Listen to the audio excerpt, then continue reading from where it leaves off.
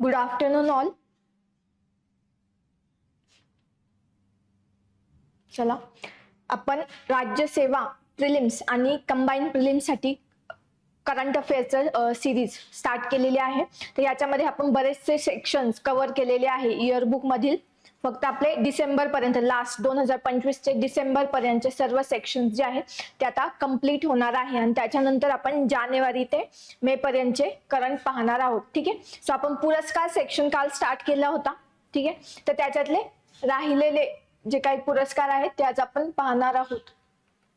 Booker price पाहिलेला आपण, miss universe विज्ञान पुरस्कार पाहिलेला, इंदिरा गांधी शांतता आणि निशास्त्रीकरण पुरस्कार.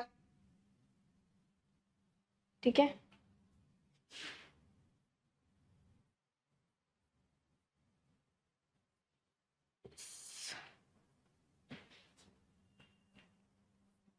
सांगायचे फिफा शांतता पुरस्कार 2025 कोणाला मिळालाय. ठीक आहे. जागतिक फिफा शांतता पुरस्कार जो 2025 ला फर्स्ट टाइम चालू करण्यात आलेला, तर तो कोणत्या व्यक्तीला मिळालेला आहे किंवा कोणत्या लीडरला मिळालेला आहे. फिफा 2025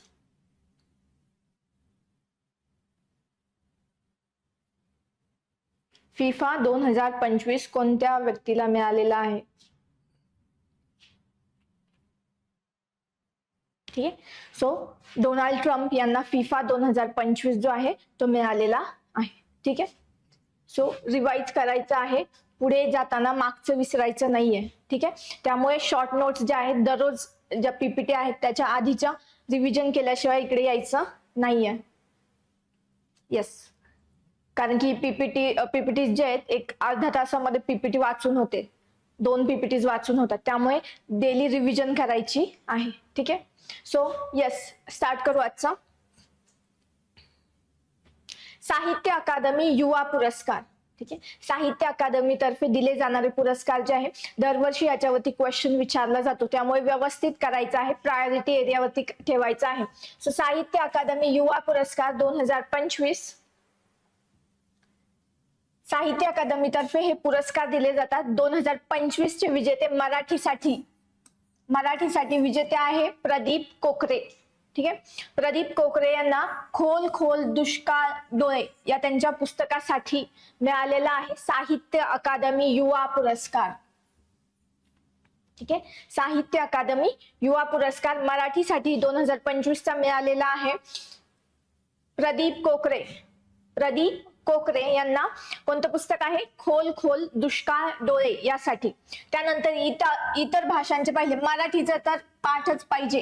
ठीक आहे. विचारला जातो, दरवर्षी विचारला जातोय, कोणत्या ना कोणत्या एक्झाम मध्ये याच्यावरती क्वेश्चन विचारला जाणार आहे, त्यामुळे लक्षात ठेवायचं आहे. 2025 चा साहित्य अकादमी युवा पुरस्कार कोणाला मिळालेला आहे? प्रदीप कोकरे यांना मिळालेला आहे खोल खोल दुष्काळ डोळे या त्यांच्या पुस्तकासाठी. इतर भाषांचे पाहिले तर इंग्रजीसाठी मिळालेला आहे अद्वैत कोठारी. ठीक आहे. अद्वैत कोठारी यांना मिळालेला आहे, त्यांचं बुक आहे the boy who became the Buddha. ठीक आहे. The boy who became the Buddha या बुकसाठी अद्वैत कोठारी यांना इंग्रजीसाठी साहित्य अकादमी युवा पुरस्कार मिळालेला आहे. त्यानंतर हिंदीसाठी पार्वती तिर्की यांचं पुस्तक आहे फिर उगना. या बुकसाठी पार्वती तिर्की यांना हिंदी मध्ये साहित्य अकादमी युवा पुरस्कार मिळालेला आहे. आणि कोकणी भाषेसाठी ग्लिनिस डायस यांना त्यांचं पुस्तक आहे गावगाथा या पुस्तकासाठी ग्लिनिस डायस यांना मिळालेला आहे साहित्य अकादमी युवा पुरस्कार. ठीक आहे. सो लक्षात ठेवायचं, मराठीसाठी प्रदीप कोकरे खोल खोल दुष्काळ डोळे, इंग्रजीसाठी अद्वैत कोठारी, हिंदीसाठी पार्वती तिर्की फिर उगना आणि कोकणीसाठी ग्लिनिस डायस गावगाथा. ठीक आहे. ही पुस्तकं आणि लेखक लक्षात ठेवायचे आहे, जोड्या लावायला विचारू शकतात. नेक्स्ट आहे पुरस्काराबद्दल. आता साहित्य अकादमी युवा पुरस्कार जो आहे त्याची स्थापना झालेली आहे 2011 ला. ठीक आहे. साहित्य अकादमी युवा पुरस्कार 2011 पासून त्याची सुरुवात झाली आणि एकूण 24 प्रमुख भाषांमध्ये याच्यावरती क्वेश्चन विचारलेला आहे. ठीक आहे. सो एकूण 24 भाषांसाठी हा पुरस्कार दिला जातो. शेड्यूल 8 ठीक आहे. शेड्यूल 8 मधल्या 22 भाषा आणि इतर 2 राजस्थानी आणि इंग्लिश अशा 24 भाषांसाठी हा पुरस्कार दिला जातो. पात्रता आहे 35 वर्षांखालील लेखक. ठीक आहे. युवा पुरस्कार आहे. सो याच्यामध्ये युवा म्हणजे 35 वर्षांखालील लेखक तो झाला, त्यांना युवा पुरस्कार मिळेल. तर मागील वर्षाचे विजेते हे सुद्धा विचारले जातात. ठीक आहे. सो 2024 लास्ट इयरचा 2024चा मिळालेला होता उस्वन या कादंबरीसाठी देविदास सौदागर यांना. ठीक आहे. सो देविदास सौदागर यांना 2024चा साहित्य अकादमी युवा पुरस्कार मिळालेला होता त्यांच्या उस्वन या कादंबरीसाठी. त्यानंतर 2023चा मिळालेला होता विशाखा विश्वनाथ यांना. कशासाठी? स्वतःला स्वतः विरुद्ध उभं करताना.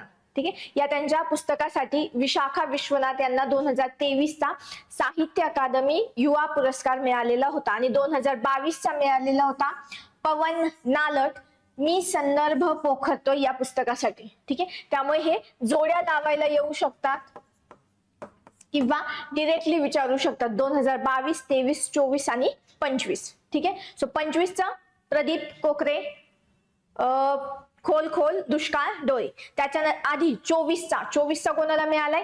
देविदास सौदागर उस्वन या कादंबरीसाठी. ठीक आहे. त्यानंतर 2023चा विशाखा विश्वनाथ स्वतःला स्वतः विरुद्ध उभं करताना. आणि 2022चा मिळालाय पवन नालट यांना मी संदर्भ पोखरतो या कादंबरीसाठी. ठीक आहे. सो लक्षात ठेवायचं हे युवा पुरस्कार स्थापना 2011ची आहे आणि युवा म्हणजे 35 वर्षाखालील लेखकाला याच्यामध्ये गृहीत धरलं जाईल. आणि 24 प्रमुख भाषांमध्ये साहित्य अकादमीचे पुरस्कार दिले जातात. नेक्स्ट आता साहित्य अकादमी बाल साहित्य पुरस्कार. ठीक आहे. तो होता युवा पुरस्कार, हा बाल साहित्य पुरस्कार. तर देणारी संस्था अगेन साहित्य अकादमी. आता बाल साहित्य पुरस्कार जे आहे त्याची स्थापना झालेली आहे 2010 मध्ये. ठीक आहे. सो बाल साहित्य पुरस्काराची स्थापना झालेली आहे 2010 मध्ये आणि हा सुद्धा पुरस्कार 24 प्रमुख भारतीय भाषांमध्ये दिला जातो. 2025 चे विजेते आहेत मराठीसाठी डॉक्टर सुरेश सावंत. डॉक्टर सुरेश सावंत यांना त्यांच्या आभाळ माया या कविता संग्रहासाठी मिळालेला आहे साहित्य अकादमी बाल पुरस्कार. ठीक आहे. आभाळ माया या पुस्तकासाठी सुरेश सावंत, डॉक्टर सुरेश सावंत यांना मराठीचा साहित्य अकादमी बाल पुरस्कार मिळालेला आहे. नेक्स्ट आहे इंग्रजीसाठी नितीन कुशलप्पा. ठीक आहे. नितीन कुशलप्पा यांना त्यांचं पुस्तक आहे south Indian myths and fables retold. हे जे इंग्लिश मध्ये पुस्तक आहे नितीन कुशलप्पा यांना मिळालेलं आहे त्याच्यासाठी बाल साहित्य पुरस्कार. हिंदीसाठी आहे सुशील शुक्ला 1/12 या त्यांच्या पुस्तकासाठी सुशील शुक्ला यांना मिळालेला आहे साहित्य अकादमीचा बाल साहित्य पुरस्कार हिंदी या भाषेसाठी. नेक्स्ट कोकणी भाषेसाठी नैना अडारकर यांचं बुक आहे बेलाबाईचो शंकर आणि हायर कान्यो. ठीक आहे. या पुस्तकासाठी त्यांना कोकणी भाषेतील बाल साहित्य पुरस्कार मिळालेला आहे साहित्य अकादमीचा. सो हे सगळी नावं लक्षात ठेवायची आहेत. स्पेशली मराठीचं विसरायचं नाही. डॉक्टर सुरेश सावंत आभाळ माया या कविता संग्रहासाठी. आता बाल साहित्य पुरस्काराचे मागील वर्षाचे विजेते जर पाहिले तर 2024चं होतं. 24चे विजेते होते भारत ससाने. ठीक आहे. भारत ससाने. शमशेर आणि भूत बंगला हे त्यांचं पुस्तक होतं, कथासंग्रह होता शमशेर आणि भूत बंगला या त्यांच्या कथासंग्रहासाठी भारत ससाने यांना मिळाला होता 2024चा बाल साहित्य पुरस्कार. 2023चा बाल साहित्य पुरस्कार मिळालेला एकनाथ आव्हाड यांना. ठीक आहे. एकनाथ आव्हाड यांना कशासाठी? छंद देई आनंद या त्यांच्या पुस्तकासाठी. छंद देई आनंद. आणि 2022चा मिळालेला संगीता बर्वे यांना पियूची वही साठी. ठीक आहे.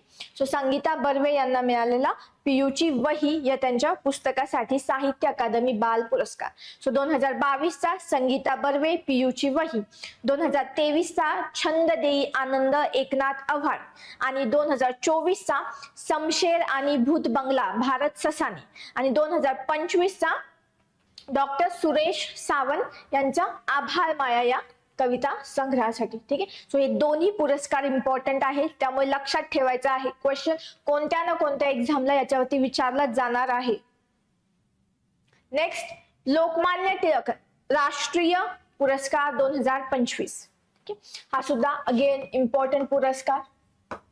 ठीक आहे.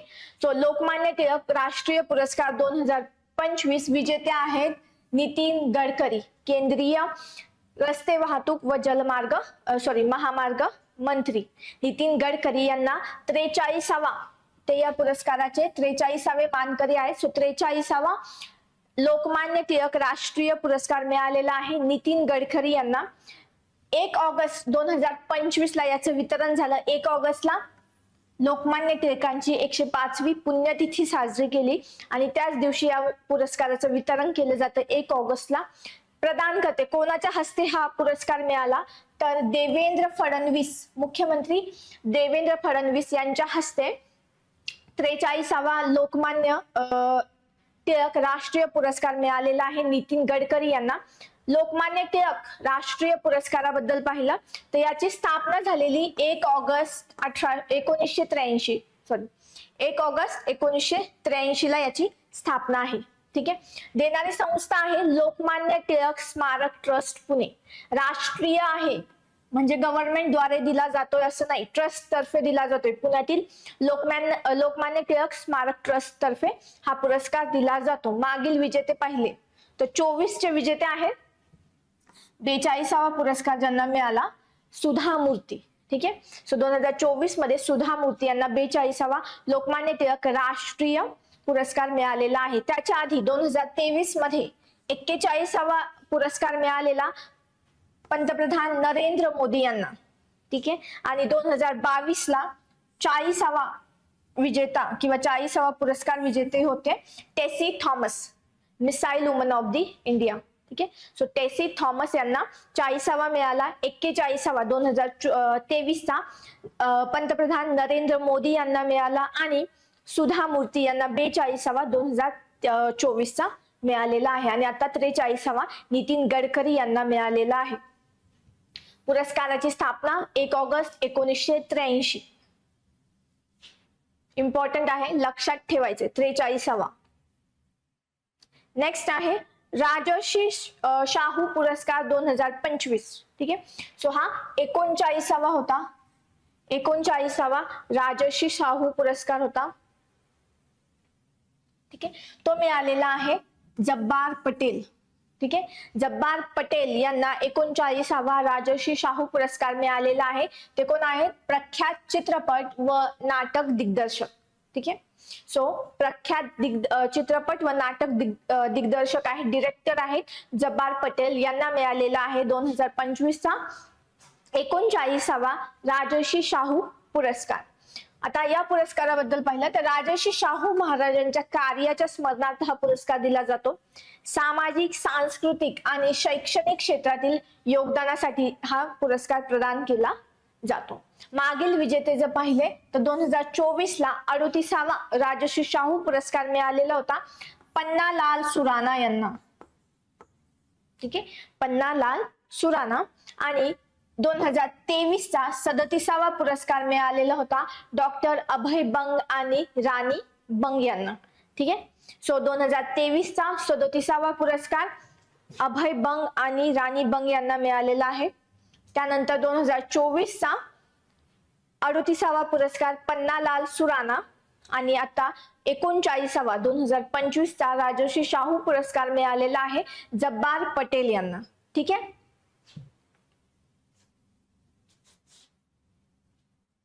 नेक्स्ट आहे संसद रत्न पुरस्कार. संसद रत्न पुरस्कार वितरण किरण रिजिजू, संसदीय कामकाज मंत्री जे आहेत त्यांच्या हस्ते हा संसद रत्न पुरस्कार देण्यात आलेला आहे. ठीक आहे. कोणाच्या हस्ते दिला? किरण रिजिजू, संसदीय कामकाज मंत्री. ठीक आहे. एकूण विजेते किती लोकांना 2025 मध्ये संसद रत्न पुरस्कार देण्यात आले तर एकूण 17 खासदारांना हा पुरस्कार देण्यात आला. त्याच्यामध्ये महाराष्ट्रातील 7 खासदारांचा समावेश होता. महाराष्ट्रातील 7 खासदार होते याच्यामध्ये. या पुरस्काराबद्दल माहिती पाहिली तर संस्था आहे प्राईम टाइम फाउंडेशन. कोणत्या संस्थेतर्फे दिला जातो संसद रत्न पुरस्कार? प्राईम पॉइंट फाउंडेशन आणि प्रेझेन्स ई मासिक यांच्या संयुक्तपणे हा पुरस्कार दिला जातो. संसद रत्न पुरस्कार प्राईम पॉइंट फाउंडेशन आणि प्रेझेन्स हे ई मॅगझिन. ठीक आहे, याची स्थापना संसद रत्न पुरस्काराची स्थापना झालेली आहे 2010 मध्ये. महाराष्ट्रातील आता याच्यात विजेते विचारले जाऊ शकतात. तर महाराष्ट्रातील विजेते आहेत सुप्रिया सुळे, राष्ट्रवादी काँग्रेस शरद पवार गट. त्यानंतर अरविंद सावंत शिवसेनेचे. ठीक आहे, उद्धव बाळासाहेब ठाकरे गट, डॉक्टर मेधा कुलकर्णी भारतीय जनता पक्ष, नरेश म्हस्के शिवसेना, वर्षा गायकवाड काँग्रेस, श्रीरंगाप्पा बारणे शिवसेना, स्मिता उदय वाघ भारतीय जनता दल. ठीक आहे, सो लक्षात ठेवायचं, ही नावं लक्षात ठेवायची. महाराष्ट्रातील कोणत्या व्यक्तींना मिळाला, सुरुवात कधी झालेली आहे 2010 ची. एकूण 17 खासदारांना देण्यात आला, त्यातील 7 खासदार महाराष्ट्रातले होते. ठीक आहे, आणि कोणते होते एवढ्या गोष्टी लक्षात ठेवायच्या. प्राईम पॉइंट फाउंडेशन आणि प्रेझेन्स ई मासिक यांच्या संयुक्तपणे हा पुरस्कार दिला जातो, त्यामुळे लक्षात ठेवायचं आहे. नेक्स्ट आहे जागतिक अन्न पुरस्कार. जागतिक अन्न पुरस्कार 2025.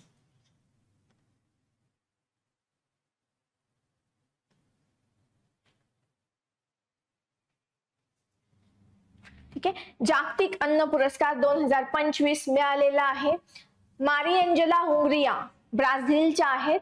मारिएंजेला हुंगरिया यांना मिळालेला आहे जागतिक अन्न पुरस्कार. त्यांचं कार्य काय आहे, त्या सूक्ष्मजीव शास्त्रज्ञ म्हणजेच मायक्रोबायोलॉजिस्ट आहेत. ठीक आहे, सूक्ष्मजीव शास्त्रज्ञ किंवा मायक्रोबायोलॉजिस्ट आहेत आणि सुमारे 40 वर्षांपासून ते त्या संशोधन करत आहे. त्यांचं संशोधन कशात आहे, जैविक नायट्रोजन स्थिरीकरण तंत्र किंवा biological nitrogen fixation. Biological nitrogen fixation किंवा जैविक नायट्रोजन स्थिरीकरण तंत्र याच्याशी रिलेटेड आहे. हे विकसित करून त्यांनी रासायनिक खतांचा वापर कमी केलेला आहे, त्याच्यावरती त्यांचं संशोधन आहे. पुरस्काराबद्दल आता माहिती, तर हे इथे लक्षात ठेवायचं, जागतिक अन्न पुरस्कार 2025 मारिएंजेला हुंगरियो ब्राझीलच्या आहेत. त्यांचा रिसर्च कशामध्ये आहे, बायोलॉजिकल नायट्रोजन फिक्सेशन किंवा जैविक नायट्रोजन स्थिरीकरण तंत्र याच्या विषय आहे, ज्याचा वापर करून रासायनिक खतांचा वापर जो आहे तो कमी करण्यावरती त्यांनी रिसर्च केलेला आहे 40 वर्ष. आणि त्या एक मायक्रोबायोलॉजिस्ट आहे किंवा सूक्ष्मजीव तंत्रज्ञ आहेत. ठीक आहे, एवढ्या गोष्टी याच्यात लक्षात ठेवायच्या. नेक्स्ट आता पुरस्कार पाहिला तर जागतिक अन्न पुरस्कार दिला जातो वर्ल्ड फूड प्राइज फाउंडेशन. ठीक आहे, या संस्थेद्वारे हा पुरस्कार दिला जातो. वर्ल्ड फूड प्राइज फाउंडेशन जी अमेरिकेतील संस्था आहे. याचे संस्थापक आहे नॉर्मन बोरलॉग.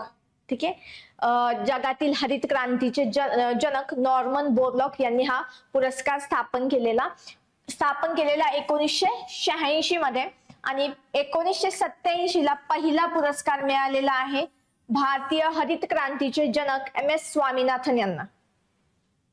त्यामुळे लक्षात ठेवायचं, जागतिक अन्न पुरस्काराचे पहिले पुरस्कार विजेते कोण होते, तर डॉक्टर MS स्वामीनाथन. 1987 ला हा पुरस्कार मिळाला. 1986 ला 1986 ला याची स्थापना झालेली आणि स्थापना केलेली नॉर्मन बोरलॉग यांनी.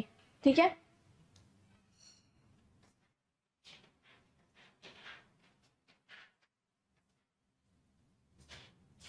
नेक्स्ट आंतरराष्ट्रीय बुकर पुरस्कार. आंतरराष्ट्रीय बुकर पुरस्कार 2025. ठीक आहे, लेखिका, विधिज्ञ आणि सामाजिक कार्यकर्ता बानू मुश्ताक. ठीक आहे, सो बानू मुश्ताक यांच्या हर्ट लॅम्प या लघुकथा संग्रहाला प्रतिष्ठेचा आंतरराष्ट्रीय बुकर पुरस्कार 2025 मिळालेला आहे. Very important. कोणत्या ना कोणत्या परीक्षेमध्ये याच्यावरती क्वेश्चन दिसणारच आहे. कारण आंतरराष्ट्रीय बुकर पुरस्कार ज्यावेळेस 2022ला गीतांजली श्री यांना मिळालेला होता तर त्यांच्यावरती क्वेश्चन आले होते. त्यामुळे यावर्षी येण्याचे खूप जास्त चान्सेस कोणत्या ना कोणत्या एक्झाम मध्ये याच्यावरती क्वेश्चन दिसणार. त्यामुळे लक्षात ठेवायचं 2025चा आंतरराष्ट्रीय बुकर पुरस्कार कोणाला मिळालेला आहे तर बानू मुश्ताक यांना मिळालेला आहे आणि त्यांच्या हर्ट लॅम्प या कादंबरीला हा पुरस्कार मिळालेला आहे. कन्नड भाषेतील ही कादंबरी ओरिजिनली किंवा मूळतः कन्नड भाषेत आहे आणि कन्नड भाषेतील पुस्तकाला मिळालेला हा पहिलाच बुकर पुरस्कार आहे. ठीक आहे, पहिल्यांदाच कन्नड भाषेतील पुस्तकाला पुरस्कार बुकर प्राइज आंतरराष्ट्रीय बुकर प्राइज मिळालेला आहे. आणि दीपा भास्ती यांनी या मूळ कन्नड पुस्तकाचा इंग्रजीमध्ये अनुवाद केला आहे. ठीक आहे, बुकर प्राइज अशाच पुस्तकांना दिलं जातं जी पुस्तकं ट्रान्सलेट केलेली आहेत इंग्लिशमध्ये आणि त्यांचं पब्लिश झालेली आहे आयर्लंड किंवा UK मध्ये, त्यांनाच आंतरराष्ट्रीय बुकर पुरस्कार दिला जातो. सो दीपा भास्ती यांनी मूळ पुस्तकाचे, याचे ट्रान्सलेटर आहेत दीपा भास्ती, या मल्याळम पुस्तकाचे ट्रान्सलेटर दीपा भास्ती यांनी याच्यात इंग्लिश मध्ये केलेला आहे. आंतरराष्ट्रीय बुकर पुरस्कार जिंकणाऱ्या बानू मुश्ताक दुसऱ्या भारतीय आहेत. ठीक आहे, पहिल्या नाही दुसऱ्या आहेत, कारण पहिल्या भारतीय होत्या 2022 मध्ये डेझी रॉकवेल यांनी अनुवादित केलेल्या टोम्ब ऑफ सँड या पुस्तकाच्या लेखिका होता गीतांजली श्री, आणि गीतांजली श्री या पहिल्या भारतीय होत्या ज्यांना आंतरराष्ट्रीय बुकर पुरस्कार मिळालेला होता त्यांच्या पुस्तकासाठी टोम्ब ऑफ सँड किंवा रेत समाधी हे त्यांचं ओरिजिनल बुक होतं, ज्याचं ट्रान्सलेटेड बुक होतं टोम्ब ऑफ सँड आणि हे ट्रान्सलेट केलेलं होतं डेझी रॉकवेल यांनी.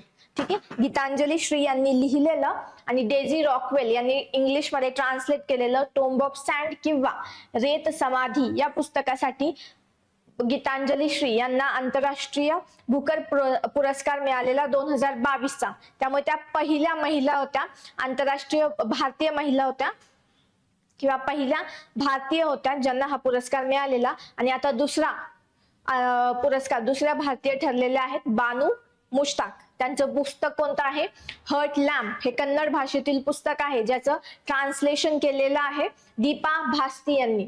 ठीक आहे, सो खूप इम्पॉर्टंट आहे, लक्षात ठेवायचंच आहे. आणि दीपा भास्ती हा या पुरस्कार जिंकणाऱ्या पहिल्या भारतीय अनुवादक आहेत. ठीक आहे, पहिल्या भारतीय अनुवादक. पहिल्या भारतीय रायटर आहेत गीतांजली श्री, हा पुरस्कार मिळालेला.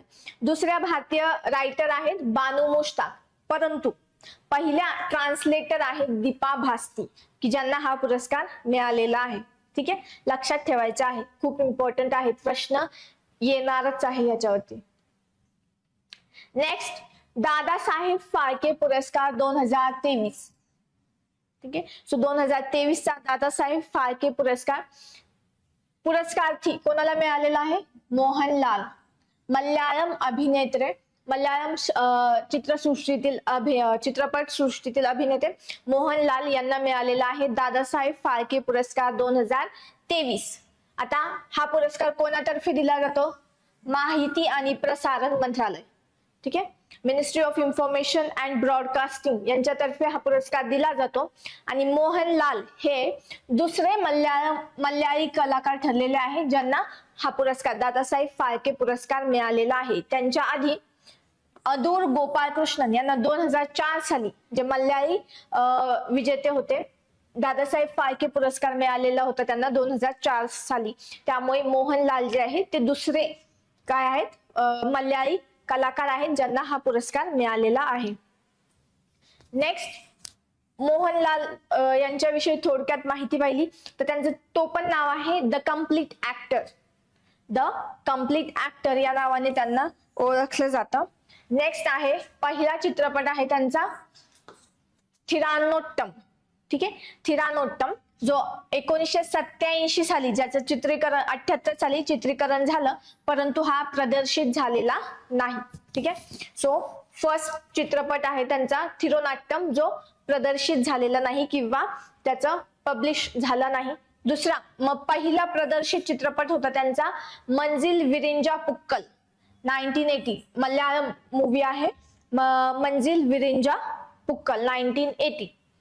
त्यांनी 400हून अधिक चित्रपटांमध्ये काम केलेलं आहे आणि ते तायक्वांदो या खेळात त्यांना मानद ब्लॅक बेल्ट सुद्धा प्राप्त झालेला आहे. ठीक आहे, सो एवढ्या गोष्टी लक्षात ठेवायच्या आहे. दादासाहेब फाळके पुरस्कार 2023 ऍक्टर मल्याळम ऍक्टर मोहनलाल यांना मिळालेला आहे. नेक्स्ट ते हा पुरस्कार मिळालेले दुसरे मल्याळी कलाकार आहेत. पहिले होते अदूर गोपाळकृष्णन, ज्यांना 2004 ला हा पुरस्कार मिळालेला. त्यानंतर मोहनलाल यांचं टोपण नाव आहे द कम्प्लीट ऍक्टर. त्यांचा पहिला चित्रपट होता थिरानोट्टम, जो प्रदर्शित झालेला नाही, आणि पहिला प्रदर्शित होणारा चित्रपट होता मंजिल विरिंजा पुक्कल. ठीक आहे, आणि त्यांनी 400हून अधिक चित्रपटांमध्ये काम केलेलं आहे आणि तायक्वांदो या खेळामध्ये त्यांना काय ब्लॅक बेल्ट त्यांना प्राप्त आहे. सो इकडे खेळ लक्षात ठेवायचं, तायक्वांदो. ठीक आहे, पुढे त्यांचे इतर पुरस्कार पाहिले तर त्यांना 2001 मध्ये पद्मश्री पुरस्काराने सन्मानित करण्यात आलेलं. 2001 ला पद्मश्री पुरस्कार आणि 2019 ला त्यांना पद्मभूषण पुरस्कार मिळालेला आहे. त्यामुळे लक्षात ठेवायचं आहे पद्मश्री आणि पद्मभूषण मिळालेला आहे त्यांना. 2001 चा पद्मश्री आणि 2019 चा पद्मभूषण. त्यानंतर त्यांना फ्रान्स सरकारचा ऑर्डर दे आर्ट्स डेस लेटर्स हा 2012 ला पुरस्कार मिळालेला आहे फ्रान्स गव्हर्नमेंटचा. ठीक आहे, ऑर्डर दी आर्ट दे लेटर्स हा पुरस्कार त्यांना 2012 ला फ्रान्स गव्हर्नमेंट तर्फे देण्यात आलेला होता. सो पद्मश्री 2001 आणि पद्मभूषण 2019. सो इम्पॉर्टंट आहे, ह्याच्यावरती ही क्वेश्चन विचारणार आहे कोणत्या ना कोणत्या एक्झाम साठी. इम्पॉर्टंट पुरस्कार आहे ते. नेक्स्ट, आता दादासाहेब फाळके पुरस्काराबद्दल माहिती पाहिली तर हा भारतीय चित्रपट सृष्टीतला सर्वोच्च पुरस्कार मानला जातो. स्थापना झालेली याची 1969 मध्ये. ठीक आहे, दादासाहेब फाळके यांचं जन्म शताब्दी वर्ष होतं आणि त्याच दिवशी किंवा त्या वर्षी या पुरस्काराची स्थापना झालेली आहे 1969. प्रदान करणारी संस्था कोणातर्फे हा पुरस्कार दिला जातो तर चित्रपट महोत्सव संचालनालय, मिनिस्ट्री माहिती व प्रसारण मंत्रालयाच्या अंडर हे संचालनालय येतं चित्रपट महोत्सव, त्याच्यातर्फे हा पुरस्कार दादासाहेब फाळके पुरस्कार दिला जातो. या पुरस्काराच्या पहिल्या विजेत्या होत्या देविका राणी. 1969 ला फर्स्ट टाइम दादासाहेब फाळके पुरस्कार मिळालेला आहे देविका राणी यांना. मागील विजेते जर पाहिले तर 2022 मध्ये मिथुन चक्रवर्ती यांना मिळालेला, 2021 मध्ये वहिदा रहमान आणि 2020 मध्ये आशा पारेख. ठीक आहे, 20 चा आशा पारेख, 21 चा वहिदा रहमान आणि 22 चा मिथुन चक्रवर्ती. याच्यावरती ऑलरेडी क्वेश्चन विचारलेले आहेत. या तिन्ही यांच्यावरती क्वेश्चन विचारलेले आहेत, त्यामुळे या वर्षीचा पुन्हा विचारायची शक्यता जास्त आहे. Next, young champions of the earth पुरस्कार 2025. ठीक आहे, young champions of the earth पुरस्कार 2025. ठीक आहे, सो देणारी संस्था आहे संयुक्त राष्ट्र पर्यावरण कार्यक्रम. देणारी संस्था संयुक्त राष्ट्र पर्यावरण कार्यक्रम म्हणजेच UNEP, united nation environment programme तर्फे हा पुरस्कार दिला जातो.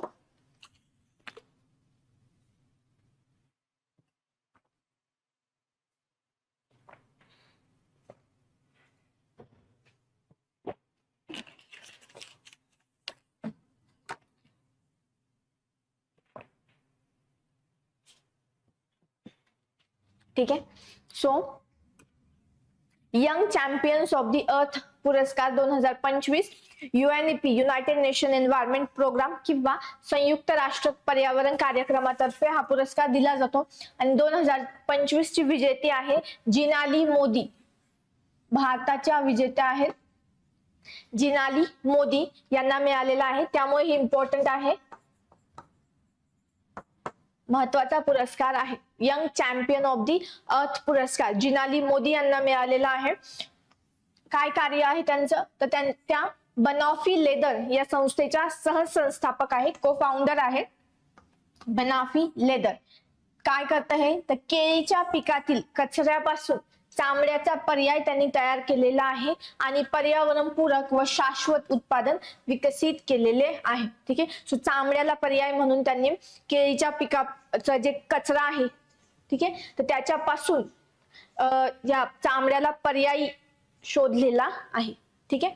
सो या पुरस्काराबद्दल माहिती पाहिली तर हा पुरस्कार दिला जातो 30 वर्षाखालील व्यक्तीला, कारण की young champion of the earth पुरस्कार आहे. सो यंग जे तरुण आहेत त्यांना दिला जातो आणि तरुण म्हणजे 30 वर्षांखालील व्यक्ती. सुरुवात याची झाली 2017 मध्ये.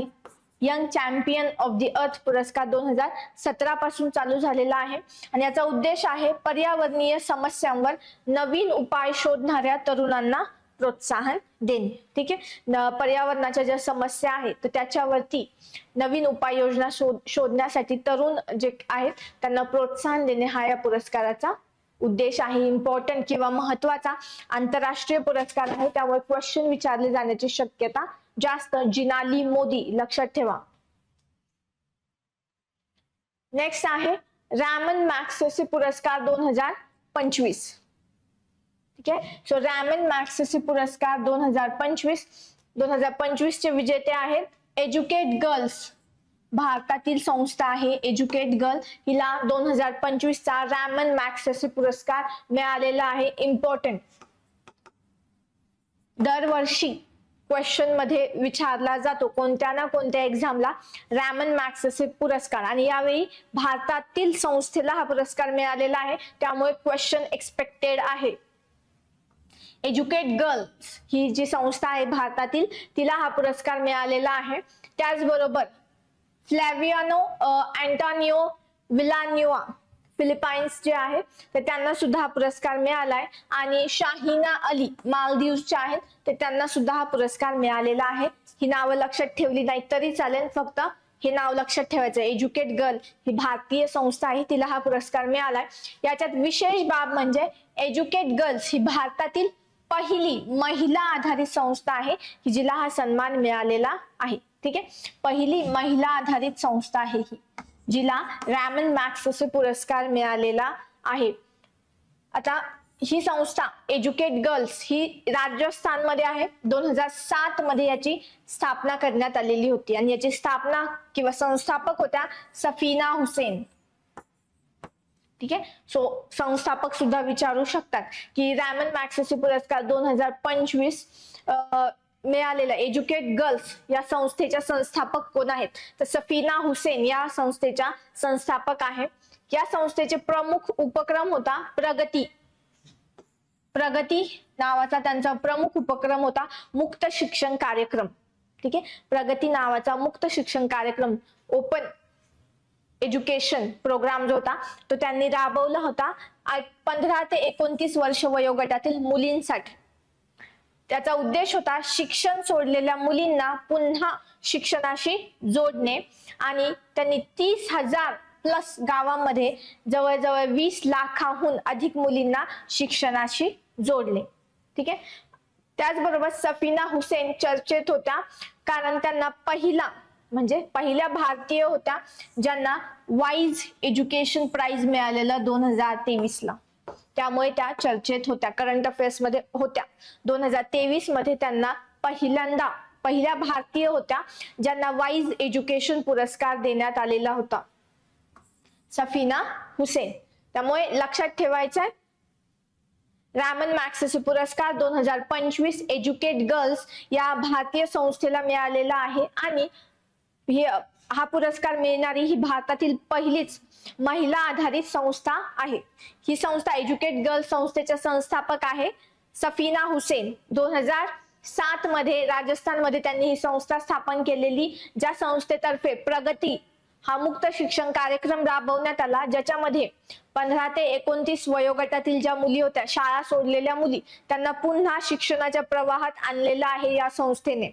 ठीक आहे, एज्युकेट गर्ल संस्थेने. आणि सफीना हुसेन ज्या आहेत तर त्यांना 2023 साली वाईज एज्युकेशन पुरस्कार मिळालेला आहे, प्राइज मिळालेला आहे, आणि हा पुरस्कार मिळणाऱ्या त्या पहिल्या भारतीय होत्या. एवढ्या गोष्टी याच्यात लक्षात ठेवायच्या, इम्पॉर्टंट आहे, विचारलं जाणारच आहे, कोणत्या ना कोणत्या एक्झामला विचारणार आहेत.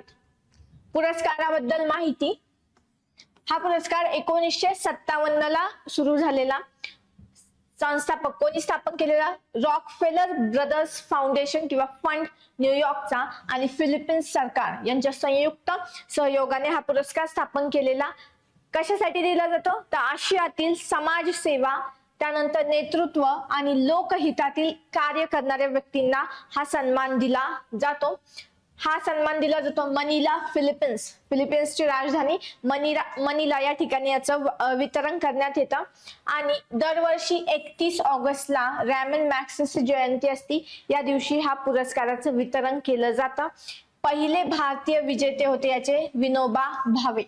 ठीक आहे, रॅमन मॅग्सेसेचे पहिले भारतीय विजेते होते विनोबा भावे. आणि या पुरस्काराला आशिया खंडातील नोबेल पुरस्कार म्हणून ओळखलं जातं. सो रॅमन मॅग्सेसे पुरस्कार सुरुवात कधीची आहे? 1957. रॉकफेलर ब्रदर्स फंड आणि फिलिपिन्स गव्हर्नमेंट द्वारे दिला जातो. 31 ऑगस्टला वितरण होतं. पहिले भारतीय विजेते विनोबा भावे, आणि हा पुरस्कार आशियाचा नोबेल म्हणून ओळखला जातो. एवढ्या गोष्टी याच्यात लक्षात ठेवायच्या आहेत. नेक्स्ट आहे महाराष्ट्र राज्य सांस्कृतिक विभाग पुरस्कार. सो महाराष्ट्र गव्हर्नमेंट तर्फे महाराष्ट्र शासनाच्या सांस्कृतिक विभागातर्फे काही पुरस्कार दिले जातात. तर त्याच्यामध्ये 60वा आणि 61वा महाराष्ट्र राज्य मराठी चित्रपट पुरस्कार सोहळा जो आहे मुंबईमध्ये झालेला. ठीक आहे, 60 आणि 61. तर याचे पुरस्कार विजेते पाहिले तर चित्रपती व्ही शांताराम जीवन गौरव पुरस्कार जो मिळालेला आहे महेश मांजरेकर यांना. इम्पॉर्टंट. ठीक आहे, चित्रपती व्ही शांताराम जीवन गौरव पुरस्कार महेश मांजरेकर यांना मिळालेला आहे. त्यानंतर गान सम्राट लता मंगेशकर पुरस्कार मिळालेला आहे भीमराव पांजाळे यांना. ठीक आहे, सो भीमराव पांजाळे यांना मिळालेला आहे गान सम्राट लता मंगेशकर पुरस्कार. चित्रपती व्ही शांताराम विशेष योगदान पुरस्कार हा जीवन गौरव आहे, आणि हा विशेष योगदान पुरस्कार तो मिळालेला आहे मुक्ता बर्वे यांना. ठीक आहे, आणि स्वर्गीय राज कपूर जीवन गौरव पुरस्कार मिळालेला आहे अनुपम खेर यांना. आणि स्वर्गीय राज कपूर विशेष योगदान पुरस्कार मिळालेला आहे काजोल यांना. अभिनेत्री काजोल यांना मिळालेला आहे स्वर्गीय राज कपूर विशेष योगदान पुरस्कार. स्वर्गीय राज कपूर जीवन गौरव पुरस्कार अनुपम खेर. चित्रपती व्ही शांताराम विशेष योगदान पुरस्कार मुक्ता बर्वे. चित्रपती व्ही शांताराम जीवन गौरव पुरस्कार महेश मांजरेकर. आणि गान सम्राट लता मंगेशकर पुरस्कार भीमराव पांचाळे. ठीक आहे, सो एवढ्या गोष्टी याच्यात लक्षात ठेवायच्या आहेत. हे पाचही पुरस्कार जे आहे लक्षात ठेवायचे आहेत. आणि हे पुरस्कार कोण देतं? महाराष्ट्र राज्य सांस्कृतिक विभागातर्फे हे पुरस्कार दिले जातात. मग त्याच्यानंतर पुढचे राष्ट्रीय चित्रपट पुरस्कार. राष्ट्रीय चित्रपट पुरस्कार कोणातर्फे दिले जातात? भारतीय राष्ट्रीय चित्रपट विकास महामंडळ या महामंडळातर्फे हे राष्ट्रीय चित्रपट पुरस्कार दिले जातात. राष्ट्रीय चित्रपट पुरस्कार भारतीय राष्ट्रीय चित्रपट विकास महामंडळातर्फे दिले जातात. याचे प्रमुख पुरस्कार विजेते आहेत सर्वोत्कृष्ट अभिनेता पुरस्कार मिळालेला आहे शाहरुख खान यांना जवान या मूवीसाठी. त्यानंतर विक्रांत मेस्सी यांना 12th फेल या त्यांच्या मूवीसाठी सर्वोत्कृष्ट अभिनेता पुरस्कार मिळालेला आहे. सो राष्ट्रीय चित्रपट पुरस्कार 2025 मध्ये सर्वोत्कृष्ट अभिनेता हा पुरस्कार कोणाला मिळालेला आहे, तर हा विभागून मिळालेला आहे शाहरुख खान आणि विक्रांत मेसी यांना. शाहरुख खानला जवान या मूवीसाठी आणि विक्रांत मेसी यांना 12th फेल साठी हा मूवी मिळालाय, पुरस्कार मिळालेला आहे. सर्वोत्कृष्ट अभिनेत्री हा पुरस्कार मिळालेला आहे राणी मुखर्जी त्यांच्या मिसेस चॅटर्जी वर्सेस नॉर्वे या मूवीसाठी. त्यानंतर सर्वोत्कृष्ट चित्रपट मिळालेला आहे 12th फेल या मूवीला. ठीक आहे. आणि सर्वोत्कृष्ट मराठी चित्रपटाचा पुरस्कार मिळालेला आहे श्यामची आई या चित्रपटासाठी. आणि सर्वोत्कृष्ट दिग्दर्शक ठरलेले आहे सुदीप्तो सेन द केरला स्टोरी या मूवीसाठी. ठीक आहे. सो सर्वोत्कृष्ट दिग्दर्शक सुदीप्तो सेन द केरला स्टोरी. त्यानंतर सर्वोत्कृष्ट अभिनेता शाहरुख खान आणि विक्रांत मेसी. सर्वोत्कृष्ट अभिनेत्री राणी मुखर्जी. सर्वोत्कृष्ट चित्रपट 12th फेल आणि सर्वोत्कृष्ट मराठी चित्रपट आहे श्यामची आई. सो एवढ्या गोष्टी याच्यात लक्षात ठेवायच्या आहेत. बाकीचे पुरस्कार याच्यातले भरपूर दिले जातात, सहाय्यक अभिनेता वगैरे करायची गरज नाही, एवढेच करायचे आहेत त्याच्यामध्ये, याच्यावरतीच क्वेश्चन विचारले जातात.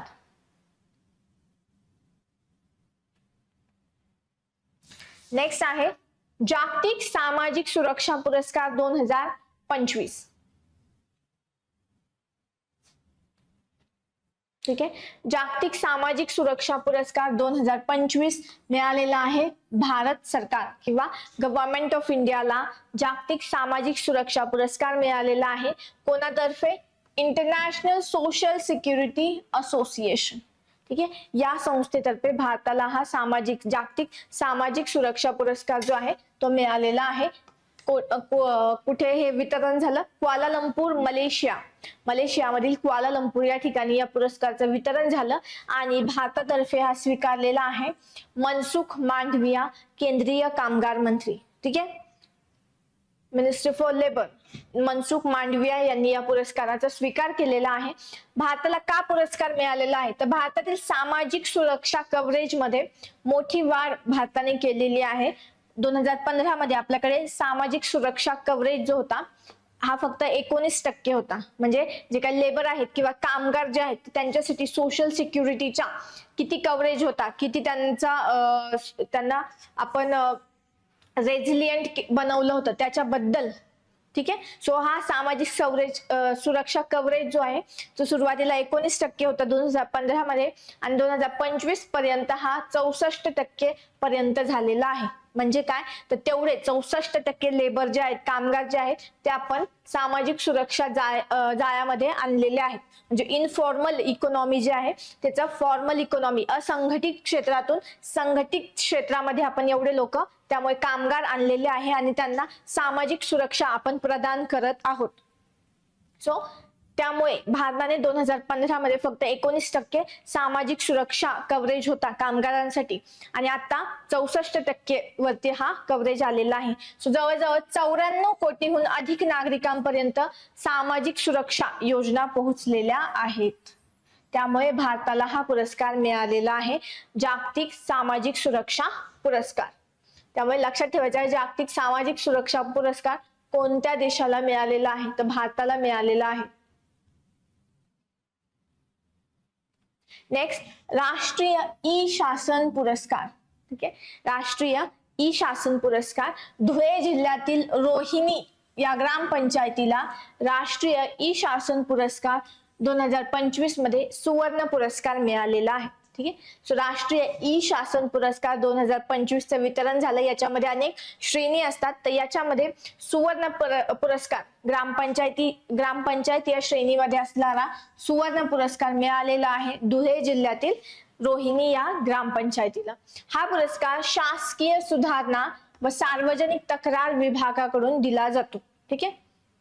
ऍडमिनिस्ट्रेटिव्ह रिफॉर्म अँड ग्रीवान्सेस, पब्लिक ग्रीवान्सेस या डिपार्टमेंट तर्फे हा पुरस्कार दिला जातो. राष्ट्रीय ई शासन पुरस्कार त्याच्यामध्ये सुवर्ण पुरस्कार कोणाला मिळालेला आहे? तर धुळे जिल्ह्यातील रोहिणी या ग्रामपंचायतीला मिळालेला आहे. ठीक आहे. नेक्स्ट आहे इक्वेटर पुरस्कार किंवा ज्याला जो बोललं जातं विषुववृत्त पुरस्कार. इक्वेटर, विषुववृत्त. ठीक आहे. सो इक्वेटर पुरस्कार किंवा विषुववृत्त पुरस्कार 2025 साठी कर्नाटकातील धारवाड येथील बीबी फातिमा महिला स्वयंसहायता गटाची निवड करण्यात आलेली आहे. हा पुरस्कार इक्वेटर पुरस्कार जो आहे तो दिला जातोय UNDP तर्फे, united nation development programme, UNDP तर्फे हा पुरस्कार दिला जातो जैवविविधता संवर्धनासाठी. ठीक आहे, त्यामुळे इम्पॉर्टंट आहे. UNDP आंतरराष्ट्रीय संस्था आहे आणि त्याच्यातर्फे दिला जाणारा पुरस्कार भारतातील एका स्वयंसहायता गटाला मिळतोय, म्हणजे महत्वाची किंवा मोठी बाब आहे. त्यामुळे लक्षात ठेवायचं इक्वेटर पुरस्कार 2025. सगळ्यात आधी इक्वेटर पुरस्कार 2025 कोणाला दिला जातो, कोणत्या संस्थेतर्फे दिला जातो, तर UNDP तर्फे हा पुरस्कार दिला जातो. युनायटेड नेशन डेव्हलपमेंट प्रोग्राम तर्फे हा पुरस्कार दिला जातो. आणि 2025 चा पुरस्कार मिळालेला आहे कर्नाटक राज्यातील धारवाड जिल्ह्यात बीबी फातिमा महिला स्वयंसहायता गट आहे, या गटाला हा पुरस्कार मिळालेला आहे. आणि हा पुरस्कार कशासाठी दिला जातो, तर जैवविविधता संवर्धन किंवा बायोडायव्हर्सिटी कन्झर्वेशन साठी हा पुरस्कार दिला जातो.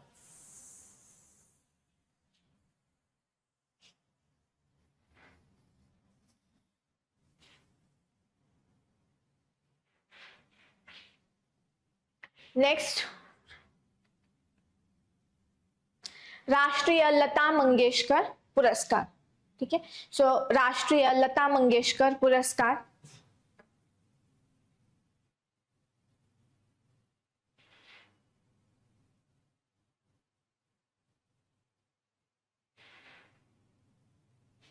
ठीक आहे, राष्ट्रीय लता मंगेशकर पुरस्कार. आता राष्ट्रीय नावात आहे म्हणजे भारत सरकारकडून दिला जातो का, नाही. ठीक आहे, राष्ट्रीय नाव जरी असेल तर हा पुरस्कार दिला जातो मध्य प्रदेश सरकारद्वारे.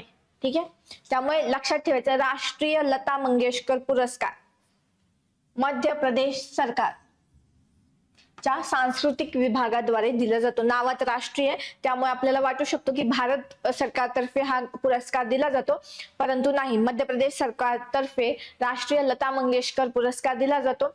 आणि 2024 साठीचा हा पुरस्कार मिळालेला आहे शंकर एहसान लॉय यांना. ठीक आहे, आणि 2025 साठीचा हा पुरस्कार मिळालेला आहे गायक सोनू निगम यांना. ठीक आहे, सो राष्ट्रीय लता मंगेशकर पुरस्कार 2024 शंकर एहसान लॉय आणि राष्ट्रीय लता मंगेशकर पुरस्कार 2025 गायक सोनू निगम. ठीक आहे, राष्ट्रीय लता मंगेशकर पुरस्कार कोणातर्फे दिला जातो, तर मध्य प्रदेश सरकारच्या सांस्कृतिक विभागातर्फे हा पुरस्कार दिला जातो. नेक्स्ट आहे डॉक्टर CD देशमुख राष्ट्रीय पुरस्कार. डॉक्टर CD देशमुख राष्ट्रीय पुरस्कार. डॉक्टर CD देशमुख राष्ट्रीय पुरस्कार मिळालेला आहे नितीन गडकरी यांना. ठीक आहे, आणि हा पुरस्कार त्यांना शरद पवार यांच्या हस्ते देण्यात आलेला आहे. ठीक आहे, सो डॉक्टर CD देशमुख राष्ट्रीय पुरस्कार दिला गेलेला आहे 2025 चा नितीन गडकरी यांना, आणि तो दिलेला आहे शरद पवार यांच्या हस्ते त्यांना हा पुरस्कार देण्यात आला. ठीक आहे, नेक्स्ट आहे आंतरराष्ट्रीय लोकसंख्या पुरस्कार 2025. पुन्हा महत्वाचा किंवा याच्यावरती क्वेश्चन विचारला जाण्याची शक्यता खूप जास्त. का, कारण की आंतरराष्ट्रीय लोकसंख्या पुरस्कार हा पुरस्कार भारतीय व्यक्तीला मिळालेला आहे. इंटरनॅशनल लेवलचा पुरस्कार ज्यावेळेस भारतीय व्यक्तीला मिळतो त्यावरती क्वेश्चन फिक्स विचारला जातो. सो देणारी संस्था कोण देतं, आंतरराष्ट्रीय लोकसंख्या पुरस्कार कोण देतं, तर हा पुरस्कार देतो युनायटेड नेशन संघ, युनायटेड राष्ट्र संघ. ठीक आहे, युनायटेड नेशन तर्फे हा पुरस्कार दिला जातो. ठीक आहे, वितरण न्यूयॉर्क या ठिकाणी त्याचं अमेरिकेत वितरण झालं आणि याच्या विजेता आहेत वर्षा देशपांडे. ठीक आहे, सो आंतरराष्ट्रीय लोकसंख्या पुरस्कार 2025 मिळालेला आहे वर्षा देशपांडे यांना. भारतीय व्यक्ती आहेत त्यामुळे क्वेश्चन विचारला जाणार आहे हमखास, याच्यावरती आपल्याला क्वेश्चन दिसणार आहे. सो कार्य आणि योगदान पाहिलं तर लेक लाडकी अभियान या अभियानाच्या माध्यमातून त्यांनी PCPNDT कायदा जो होता ठीक आहे. या कायद्याच्या प्रभावी अंमलबजावणीसाठी 3 दशकाहून अधिक काळ त्यांनी कार्य केलेले आहे. ठीक आहे.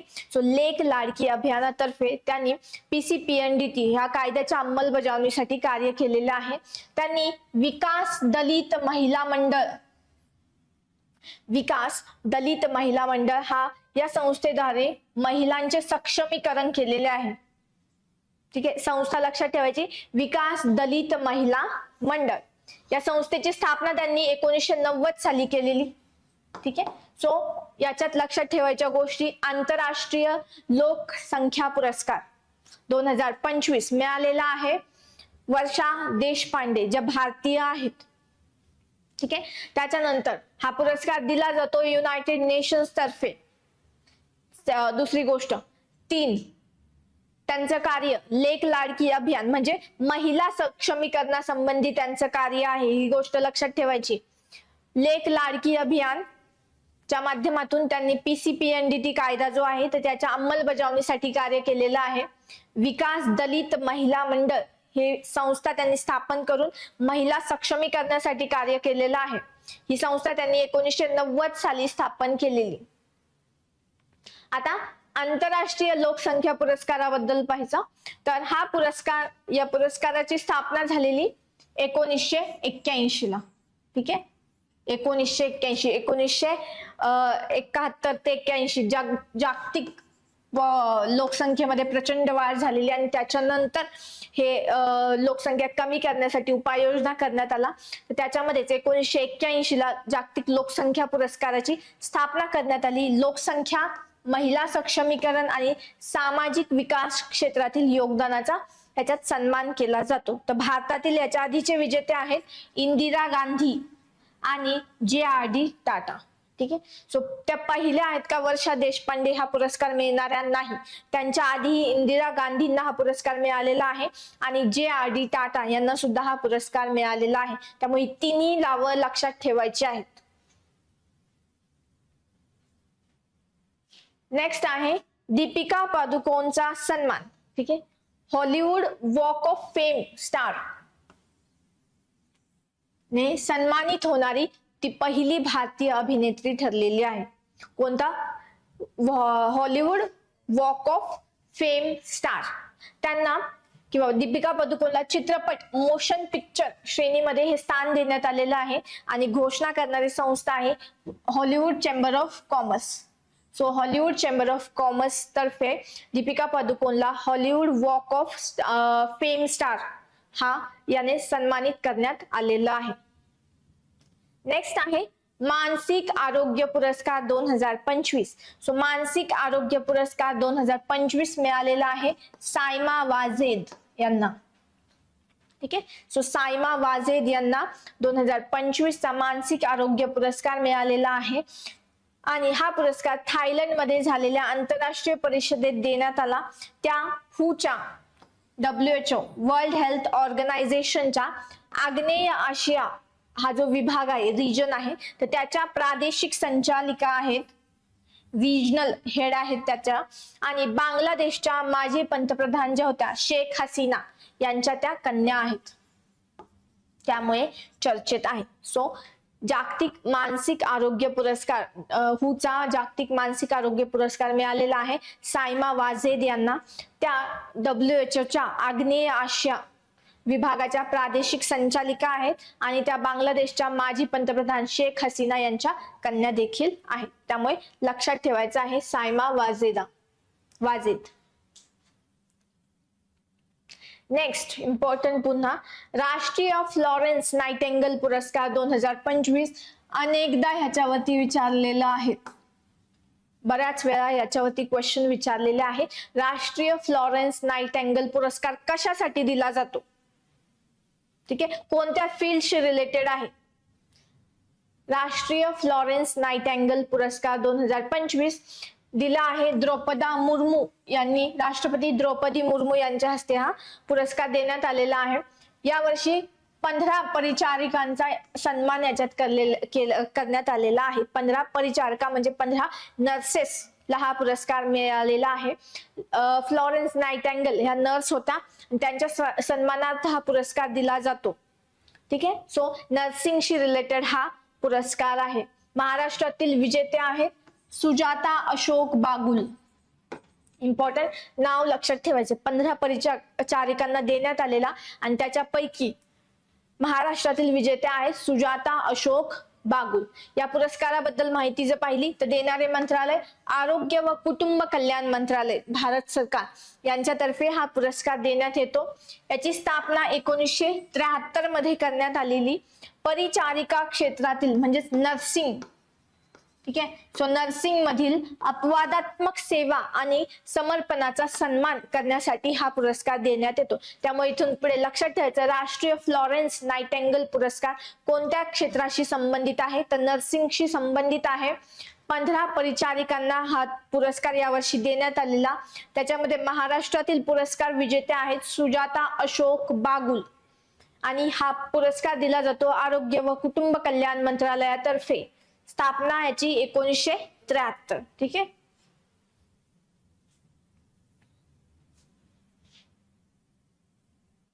नेक्स्ट आहे संयुक्त राष्ट्र सासाकावा पुरस्कार 2025. सगळ्यात आधी पुरस्कार कशाशी रिलेटेड आहे तर संयुक्त राष्ट्र सासाकावा पुरस्कार आहे आपत्ती जोखीम कमी करण्यासाठी दिला जातो. ज्या काही नैसर्गिक आणि मानव निर्मित आपत्ती आहेत, भूकंप, त्याच्यानंतर सायक्लॉन्स असू द्या, त्याच्यानंतर पूर असू द्या किंवा इतर काही मानव निर्मित आपत्ती आहे, तर यामध्ये आपत्तीची जोखीम कमी करण्यासाठी हा सासाकावा पुरस्कार दिला जातो युनायटेड नेशन्स तर्फे, संयुक्त राष्ट्रातर्फे. तर हा 2025 चा पुरस्कार मिळालेला आहे डॉक्टर मृत्युंजय महापात्र यांना मिळालेला आहे. हा पुरस्कार भारतीय व्यक्ती आहे त्यामुळे विचारला जाण्याची शक्यता, क्वेश्चन विचारला जाण्याची शक्यता जास्त आहे. त्यामुळे लक्षात ठेवायचंय मृत्युंजय महापात्रा यांना मिळालेला आहे 2025 चा संयुक्त राष्ट्र सासाकावा पुरस्कार. सासाकावा पुरस्कार दिला जातो कशासाठी तर नैसर्गिक किंवा मानव निर्मित आपत्तीमध्ये जोखीम कमी करण्यासाठी हा पुरस्कार दिला जातो. सो मृत्युंजय महापात्रा यांना बोललं जातं cyclone man of the India. ठीक आहे. Cyclone man of India. Cyclone जी नैसर्गिक आपत्ती आहे तर त्याच्यामध्ये जोखीम कमी करण्यासाठी त्यांनी कार्य केलेले आहे आणि ते IMD इंडियन मेट्रोलॉजिकल डिपार्टमेंटचे ते संचालक होते. ठीक आहे. सो मृत्युंजय महापात्रा लक्षात ठेवायचं. आणि सासाकावा पुरस्कार. नेक्स्ट आहे कोची शहराला पुरस्कार. सो केंद्रीय गृहनिर्माण आणि शहरी व्यवहार मंत्रालय, केंद्रीय गृहनिर्माण आणि शहरी व्यवहार मंत्रालयाने केरळ मधील कोची शहराला सर्वोत्तम हरित वाहतूक उपक्रम या पुरस्काराने सन्मानित करण्यात आलेला आहे किंवा केला आहे. सो केंद्रीय गृहनिर्माण आणि शहरी व्यवहार मंत्रालयाने कोची शहर याला कोणता पुरस्कार दिलेला आहे सर्वोत्तम हरित वाहतूक उपक्रमाचा पुरस्कार त्याला दिलेला आहे. हरियाणातील गुरुग्राम येथे आयोजित केल्या गेलेल्या अर्बन मोबिलिटी इंडिया परिषद 2025 दरम्यान हा पुरस्कार प्रदान करण्यात आला. सो याच्यात 2 क्वेश्चन तयार होतात. पहिला तर कोची शहर का न्यूज मध्ये आहे कारण की त्याला केंद्रीय गृहनिर्माण आणि शहरी व्यवहार मंत्रालयाचा सर्वोत्तम हरित वाहतूक उपक्रम हा पुरस्कार मिळालेला आहे. नेक्स्ट क्वेश्चन ह्याच्यात होतं अर्बन मोबिलिटी इंडिया परिषद, अर्बन मोबिलिटी इंडिया परिषद 2025 कोणत्या शहरात भरली होती तर हरियाणातील गुरुग्राम या शहरात अर्बन मोबिलिटी इंडियन परिषद 2025 भरवण्यात आलेली होती. त्यामुळे ह्या गोष्टी लक्षात ठेवायच्या आहेत. 2 हे सुद्धा लक्षात ठेवायचे. अर्बन मोबिलिटी इंडिया परिषद कुठे भरलेली हरियाणातील गुरुग्राम या ठिकाणी. नेक्स्ट आहे राष्ट्रीय आदिवासी चित्रपट महोत्सव 2025. सो राष्ट्रीय आदिवासी चित्रपट महोत्सव 2025 हा भरलेला मणिपूर मधील इम्फाल या शहरामध्ये. ठीक आहे. मणिपूरची राजधानी इम्फाल या शहरामध्ये राष्ट्रीय आदिवासी चित्रपट महोत्सव 2025 भरवण्यात आलेला.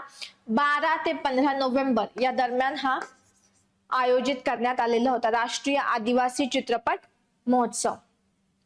हा महोत्सव बिरसा मुंडा यांच्या 150व्या जयंती निमित्त जनजातीय गौरव वर्षाचा भाग होता. ठीक आहे. सो बिरसा मुंडा यांची 150वी जयंती साजरी केलेली 2025 मध्ये, आणि त्या दरम्यान जनजातीय गौरव वर्ष म्हणून त्याला सन्मानित करण्यात आलेलं. त्यामुळे लक्षात ठेवायचं, राष्ट्रीय आदिवासी चित्रपट महोत्सव 2025 कोणत्या शहरात झालेला? मणिपूर राज्यातील इम्फाळ या शहरामध्ये हा चित्रपट महोत्सव झालेला 12 ते 15 नोव्हेंबर. ठीक आहे. सो पुरस्कार जे आहेत ते आपले कव्हर झालेले आहेत, इम्पॉर्टंट. या ज्या पीडीएफ आहेत त्या तुम्हाला डिस्क्रिप्शन मध्ये जी लिंक आहे त्याच्यावरती सुद्धा मिळेल, आणि टेलिग्राम चॅनल जो आहे माझा त्याच्यावरती त्या मिळून जातील. नेक्स्ट सेक्शन स्टार्ट करू.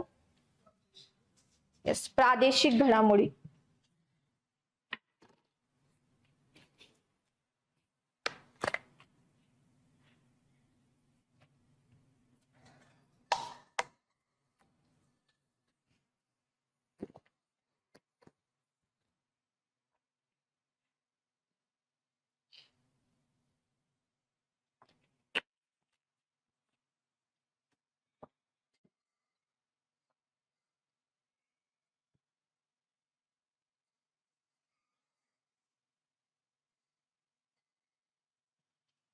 ठीक आहे.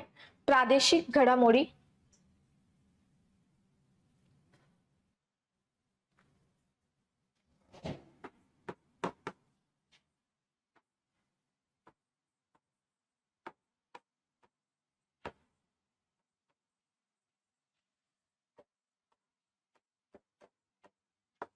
या टेलिग्राम चॅनल वरती तुम्हाला नोट्स मिळून जातील.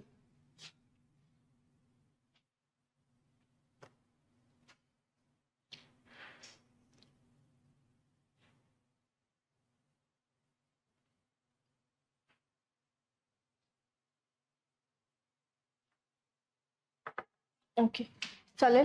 प्रादेशिक घडामोडीला स्टार्ट करतोय आपण. प्रादेशिक घडामोडी म्हणजे महाराष्ट्रात झालेल्या घडामोडी. ठीक आहे. सो याच्यामध्ये पहिलं, नवी मुंबई आंतरराष्ट्रीय विमानतळाचं उद्घाटन 2025 मध्ये करण्यात आलेलं. नवी मुंबई आंतरराष्ट्रीय विमानतळाची वैशिष्ट्य काय आहे? तर हा भारतातील सर्वात मोठा ग्रीनफील्ड विमानतळ प्रकल्प आहे. म्हणजे या विमानतळामुळे मध्ये क्लायमेट चेंज आणि पर्यावरण याला लक्षात धरून सस्टेनेबल ज्या गोष्टी आहेत त्या करण्यात आलेल्या आहेत. त्यामुळे हा भारतातील सर्वात मोठा ग्रीनफील्ड विमानतळ आहे. सार्वजनिक खाजगी भागीदारी किंवा PPP अंतर्गत हा विकसित करण्यात आलेला आहे. Public private partnership. मुंबई महानगर क्षेत्रासाठी हे दुसरे आंतरराष्ट्रीय विमानतळ आहे. याची क्षमता पाहिली तर याचं क्षेत्रफळ आहे 1160 हेक्टर. या एवढ्या एरियामध्ये हे विमानतळ तयार करण्यात आलेलं आहे. 1160 हेक्टर. वार्षिक प्रवासी क्षमता आहे 9 कोटीची. ठीक आहे. 9 कोटी प्रवासी क्षमता आहे याची. आणि अद्वितीय वैशिष्ट्य पाहिली तर स्वयंचलित प्रवासी वाहतूक व्यवस्था आहे. म्हणजे काय? पीपल मूव्हर आहेत. स्वयंचलित ऑटोमॅटिक प्रवासी वाहतूक व्यवस्था त्या ठिकाणी करण्यात आलेली आहे. आणि वॉटर टॅक्सीने जोडले जाणारे भारतातील ते पहिले विमानतळ आहे. आपल्याला माहिती आहे मुंबईमध्ये वॉटर टॅक्सी चालू केलेले आहेत. त्यामुळे वॉटर टॅक्सीने जोडले जाणारे ते भारतातील पहिले विमानतळ ठरलेलं आहे. सो मुंबई विमानतळ आंतरराष्ट्रीय विमानतळ लक्षात ठेवायचं. क्षेत्रफळ, त्याच्यानंतर प्रवासी क्षमता किती आहे, PPP अंतर्गत डेव्हलप करण्यात आलेला आहे. सर्वात मोठा ग्रीनफील्ड विमानतळ हे आहे. वॉटर टॅक्सीने त्याला कनेक्ट केलेला आहे आणि स्वयंचलित त्या ठिकाणी प्रवासी वाहतूक व्यवस्था आहे. ऑटोमॅटिक.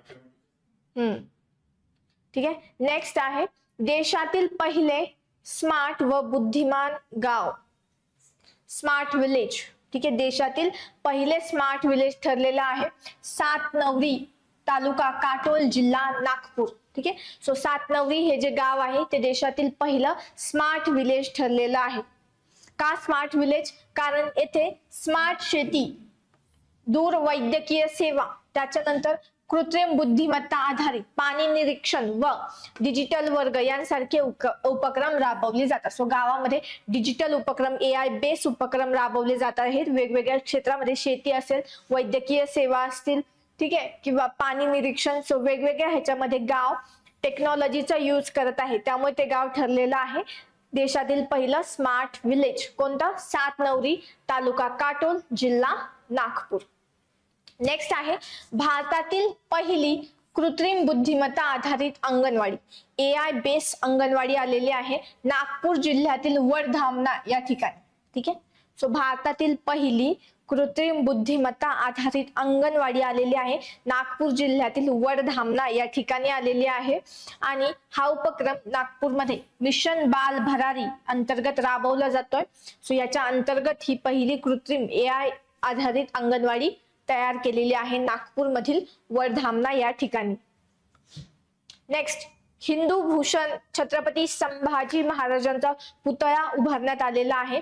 हा पुतळा पुण्यातील मोशीमध्ये हा पुतळा उभारण्यात आलेला आहे आणि याच्या उंची आहे 180 फूट उंच हा पुतळा आहे. आणि हा छत्रपती संभाजी महाराजांचा जगातील सर्वात उंच पुतळा आहे आणि याची नोंद झालेली आहे लंडन बुक ऑफ रेकॉर्ड्स मध्ये. ठीक आहे. हा पुतळा उभारला गेलेला आहे शंभू सृष्टी या प्रकल्पाच्या अंतर्गत या पुतळ्याची उभारणी झालेली आहे. सो हिंदू भूषण छत्रपती संभाजी महाराजांचा पुतळा कोणत्या ठिकाणी आलेला आहे? पुण्यात मोशी या ठिकाणी उभारलेला आहे. त्याची उंची 180 फूट उंच हा पुतळा आहे. शिवसृष्टी प्रकल्प जो आहे महाराष्ट्र सरकारचा, त्याच्या अंतर्गत हा पुतळा उभारण्यात आलेला आहे. आणि हा पुतळा छत्रपती संभाजी महाराजांचा जगातील सर्वात उंच पुतळा आहे आणि त्याची नोंद झालेली आहे लंडन बुक ऑफ रेकॉर्ड्स मध्ये. गिनीज बुक ऑफ रेकॉर्ड्स मध्ये नाही, लंडन बुक ऑफ रेकॉर्ड्स मध्ये याची नोंद झालेली आहे. एवढी गोष्ट लक्षात ठेवायची. नेक्स्ट आहे नागपूरमध्ये कन्व्हेन्शन सेंटरची उभारणी करण्यात आलेली आहे. सो महाराष्ट्र राज्याचे मुख्यमंत्री देवेंद्र फडणवीस यांनी नागपूर येथे सर्व आधुनिक सुविधांनी युक्त असे जागतिक दर्जाचे कन्व्हेन्शन सेंटर उभारण्याची योजना जाहीर केलेली आहे. सो महाराष्ट्रामध्ये कन्व्हेन्शन सेंटर, महाराष्ट्र राज्याचे मुख्यमंत्री देवेंद्र फडणवीस यांनी खालीलपैकी कोणत्या शहरामध्ये सर्व अत्याधुनिक सुविधांनी युक्त असे जागतिक दर्जाचे कन्व्हेन्शन सेंटर सुरू करण्याची घोषणा केलेली आहे? तर कोणत्या शहरात हे सुरू होणार आहे? नागपूरमध्ये. ठीक आहे. सो नागपूरमध्ये हे कन्व्हेन्शन सेंटर सुरू होणार आहे. मुंबई वन ऍपचे अनावरण. सो मुंबई वन हे ऍप कशाशी रिलेटेड आहे? ठीक आहे. सो मुंबई वन, सो पंतप्रधान नरेंद्र मोदी यांनी मुंबई वन या ऍपचे अनावरण केले आणि हे मेट्रो, त्यानंतर मोनोरेल, उपनगरीय रेल्वे आणि बस यांसारख्या 11 सार्वजनिक वाहतूक ऑपरेटरसाठी एकात्मिक सामायिक गतिशीलता ऍप आहे. सो सर्व काही एका ऍप मध्ये, जे काही परिवहन सार्वजनिक वाहतूक सेवा आहेत तर त्या सर्व सेवा एकाच ऍप वरती पाहायला मिळतील. मुंबई वन, ज्याच्यामध्ये रेल्वे असेल, मोनोरेल असेल मुंबईतील, किंवा मेट्रो असेल, बस असतील, अशा सर्व सार्वजनिक वाहतुकीच्या सेवा या ऍप वरती आपल्याला उपलब्ध असतील. सो मुंबई वन ऍप कशाशी रिलेटेड आहे तर लक्षात ठेवायचंय, परिवहन क्षेत्राशी किंवा सार्वजनिक वाहतूक क्षेत्राशी ते रिलेटेड आहे. नेक्स्ट, हिप्परगा तलावाला जागतिक वारसा दर्जा मिळालेला आहे. सो हिप्परगा तलाव कोणत्या जिल्ह्यात आहे तर हिप्परगा तलाव सोलापूर जिल्ह्यामध्ये आहे. आंतरराष्ट्रीय सिंचन व जलनिसर्ग आयोग, हा जो आयोग आहे इंटरनॅशनल लेवलला, आंतरराष्ट्रीय सिंचन व जलनिसर्ग आयोगाकडून हिप्परगा तलावाला जागतिक वारसा दर्जा प्रदान करण्यात आलेला आहे. याची वैशिष्ट्य, हा सुमारे 154 वर्ष जुना तलाव असून सोलापूर शहराला याच्यातून पाणी पुरवठा करणारा हा महत्वाचा स्रोत आहे. आणि विशेष बाब म्हणजे महाराष्ट्रातील हा दुसरा जागतिक वारसा सिंचन प्रकल्प आहे. सो हिप्परगा तलाव लक्षात ठेवायचे, त्याला जागतिक वारसा दर्जा मिळालेला आहे. जागतिक वारसा सिंचन प्रकल्प. ठीक आहे. आणि कोणाकडून मिळालेला आहे? आंतरराष्ट्रीय सिंचन व जलनिसर्ग आयोगाकडून हा पुरस्कार, हा दर्जा त्याला मिळालेला आहे. हिप्परगा तलाव सोलापूर जिल्हा. नेक्स्ट आहे मिलाप पोर्टल. मिलाप पोर्टल, मिलापचा लॉंग फॉर्म आहे MIDC industrial land application and allotment portal. म्हणजे काय, तर मिलाप पोर्टल हे MIDC चे भूखंड वाटप सुलभ करण्यासाठी सुरू केलेले डिजिटल व्यासपीठ आहे. ठीक आहे. सो MIDC जी लँड आहे तर ती अलॉटमेंट आणि त्याचं वाटप करण्यासाठी मिलाप पोर्टल MIDC कडून स्टार्ट करण्यात आलेला आहे. Maharashtra industrial development corporation MIDC कडून मिलाप पोर्टल जे आहे स्टार्ट करण्यात आलेलं आहे. मिलाप म्हणून लक्षात ठेवायचं, MIDC industrial land application and allotment portal. MIDC ची लँड जी आहे तर त्याचं वितरण करण्यासाठी किंवा वाटप करण्यासाठी हे पोर्टल सुरू करण्यात आलेलं आहे. नेक्स्ट आहे महाराष्ट्रातील पहिला काचेचा पूल. ठीक आहे. सो सिंधुदुर्ग जिल्ह्यामध्ये वैभववाडी तालुक्यातील नापणे धबधब्यावरती हा महाराष्ट्रातील पहिला काचेचा पूल उभारण्यात आलेला आहे. तर जिल्हा कोणता, सिंधुदुर्ग, आणि त्याच्यामध्ये वैभववाडी तालुका आणि नापणे हा धबधबा. नापणे धबधबा ज्याच्यावरती हा काचेचा महाराष्ट्रातील पहिला काचेचा पूल उभारण्यात आलेला आहे. सिंधू रत्न योजनेतून हा पूल उभारण्यात आला आहे आणि हा बारमाही वाहणारा धबधबा आहे. नापणे धबधबा कोणत्या जिल्ह्यामध्ये आहे, नापणे धबधबा इनडायरेक्टली सुद्धा विचारू शकतात.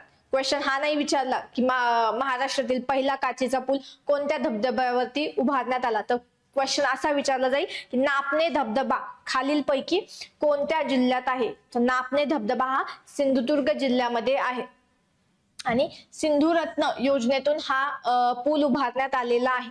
सिंधुदुर्ग जिल्हा जो आहे हा देशातील पहिला पर्यटन जिल्हा म्हणून ओळखला जातो. देशातील पहिला पर्यटन जिल्हा सिंधुदुर्ग आणि वैभववाडी जी आहे हा तालुका हा सिंधुदुर्ग जिल्ह्याचे प्रवेशद्वार म्हणून ओळखलं जातं. सो सिंधुदुर्ग जिल्ह्याचा प्रवेशद्वार कोणता आहे, वैभववाडी तालुका, आणि सिंधुदुर्ग हा देशातील पहिला पर्यटन जिल्हा आहे. एवढ्या गोष्टी याच्यात लक्षात ठेवायच्या. नेक्स्ट आहे महाराष्ट्र सरकारचे नवीन बांबू धोरण आलेलं आहे. ठीक आहे. सो नुकत्याच कोणत्या राज्याने स्वतःचे बांबू धोरण डिक्लेअर केलेले आहे किंवा घोषित केलेलं आहे, तर महाराष्ट्र राज्याने आपलं बांबू धोरण घोषित केलेलं आहे.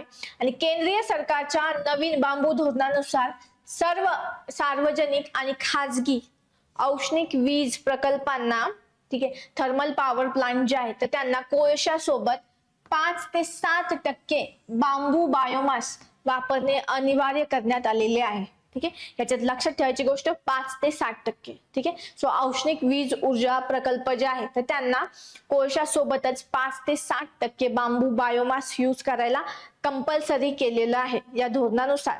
या धोरणाचा मुख्य उद्देश काय आहे, तर प्रदूषण कमी करणे, कारण की कोळशासोबत आपण बांबू बायोमास यूज करतोय. सो प्रदूषण कमी करणे, हरित ऊर्जेला प्रोत्साहन देणे, जीवाश्म इंधनावरील अवलंबित्व कमी करणे हे याचा उद्देश आहे. आता इथे देऊ शकतात की बांबूचं उत्पादन वाढवणे हा याचा मुख्य उद्देश आहे का, हा त्याचा मुख्य उद्देश नाही, हा त्याचा सेकंडरी उद्देश आहे. ठीक आहे. प्रायमरी काय आहे, प्रदूषण कमी करणे आणि ग्रीन एनर्जीला प्रोत्साहन देणे, जीवाश्म इंधनावरील अवलंबित्व कमी करणे हा ह्याचा मेन हेतू आहे. ठीक आहे. सो या गोष्टी लक्षात ठेवायच्या. यासाठी सरकारने चालू आर्थिक वर्षात बांबू आधारित उद्योजकतेला प्रोत्साहन देण्यासाठी ₹60 कोटीची तरतूद केलेली आहे. तो बांबू धोरण त्याच्यासाठी किती हे केलेली आहे तरतूद, तर 60 कोटीची तरतूद करण्यात आलेली आहे. बांबू प्रक्रिया आणि उत्पादन समूह क्लस्टर्स गडचिरोली, नागपूर, अमरावती, यवतमाळ, बुलढाणा, त्यानंतर छत्रपती संभाजीनगर, लातूर, नांदेड, नाशिक, पुणे, कोल्हापूर, रत्नागिरी आणि सिंधुदुर्ग तर या जिल्ह्यांमध्ये बांबू प्रक्रिया आणि उत्पादन समूह क्लस्टर्स, बांबू क्लस्टर्स जे आहेत या जिल्ह्यांमध्ये सुरू करण्यात येणार आहेत. ठीक आहे.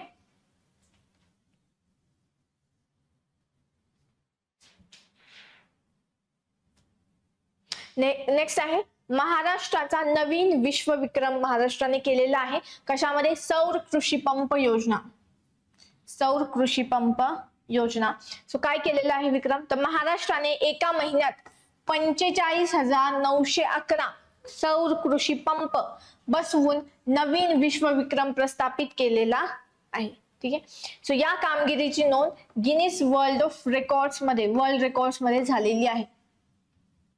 महाराष्ट्राने काय पराक्रम केलेला आहे तर आपण एकाच महिन्यात 45,911 म्हणजे जवळजवळ 46,000 सौर कृषी पंप बसवलेले आहेत आणि त्यामुळे याची नोंद झालेली आहे Guinness book of world record मध्ये. मग कोणत्या योजनेअंतर्गत? मागेल त्याला सौर कृषी पंप योजना 2024. प्रिलिम्स मध्ये याच्यावरती क्वेश्चन. ठीक आहे. 2024 मध्ये याच्यावरती क्वेश्चन आला होता करंट मध्ये. सो मागेल त्याला सौर कृषी पंप योजना ही योजना सुरू केलेली 25 जुलै 2024. ठीक आहे. योजना सुरुवात झाली 25 जुलै 2024 ला. अंमलबजावणी करता महावितरण. ठीक आहे. सो महावितरण द्वारे याची अंमलबजावणी केली जाते. उद्दिष्ट आहे याचं पुढील 5 वर्षात 10 लाख सौर कृषी पंप देणे किंवा स्थापित करणे. 5 वर्षात 10 लाख सौर कृषी पंप. त्याचबरोबर ज्या शेतकऱ्यांकडे जलस्रोत आहे पण वीज जोडणी नाही त्यांना ऑफ ग्रीड सौर पंप देणे. ठीक आहे. ऑफ ग्रीड सौर पंप देणे. सो हा याचा उद्देश आहे. सो सुरुवात कधी झाली, उद्देश टार्गेट काय आहे? 5 वर्षात 10 लाख सौर कृषी पंप देणे हे त्याचं टार्गेट आहे. सो लक्षात ठेवायचं आहे. नेक्स्ट, महाराष्ट्राने कुष्ठरोगाला अधिसूचित रोग म्हणून घोषित केलेला आहे. नुकत्याच कोणत्या राज्याने कुष्ठरोगाला अधिसूचित रोग म्हणून घोषित केलेले आहे किंवा नोटिफायबल डिसीज किंवा नोटिफाईड डिसीज म्हणून घोषित केलेला आहे? तर महाराष्ट्र राज्याने कुष्ठरोगाला नुकताच अधिसूचित रोग म्हणून घोषित केलेला आहे. सो इथेच फर्स्ट लाईन मध्येच एक क्वेश्चन तयार होऊ शकतो. मग आता काय ह्याचं हे असणार, हेतू काय असणार आहे? ते या रोगाचा प्रसार रोखणे, रुग्णांना वेळेवर उपचार उपलब्ध करून देणे आणि आरोग्य यंत्रणेद्वारे नियंत्रण करणे त्या रोगाचा आणि नोंदणी सुलभ करणे. रोगाविषयी कुष्ठरोग होतो. बॅक्टेरिया आहे मायकोबॅक्टेरियम लेप्री या बॅक्टेरियाद्वारे या जीवाणूद्वारे कुष्ठरोग होतो आणि परिणाम होणारे अवयव त्वचेवरती परिणाम होतो. परिघीय मज्जातंतू पेरिफेरल मज्जातंतू आहे त्याच्यावरती हे होतो, त्याचा परिणाम होतो आणि डोळ्यांवरती परिणाम होतो. राज्याचे उद्दिष्ट काय आहे तर 2027 पर्यंत कुष्ठरोग मुक्त महाराष्ट्र करणे. ठीक आहे. उद्देश काय आहे आपल्याला हा विचारू शकतात. महाराष्ट्राने खालीलपैकी कोणत्या वर्षापर्यंत कुष्ठरोग मुक्त होण्याचं उद्दिष्ट ठेवलेलं आहे? तर 2027 म्हणजे नेक्स्ट इयर 2027 पर्यंत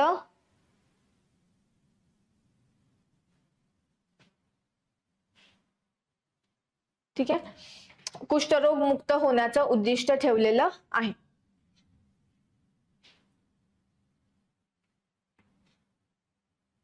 नेक्स्ट आहे महाराष्ट्र राज्य गृहनिर्माण धोरण 2025. महाराष्ट्र राज्य गृहनिर्माण धोरण 2025 नवीन धोरण आलेलं आहे, आपलं पॉलिसी आलेली आहे ज्याचं घोषवाक्य आहे माझे घर माझा हक्क. ठीक आहे. महाराष्ट्र राज्य गृहनिर्माण धोरण 2025 चा घोषवाक्य काय आहे तर माझे घर माझा हक्क. 2015 व 2021 मध्ये मसुदा याचा तयार करण्यात आलेला होता या गृहनिर्माण धोरणाचा, परंतु तो अधिकृतपणे प्रकाशित झाला नव्हता, पब्लिश केला नव्हता.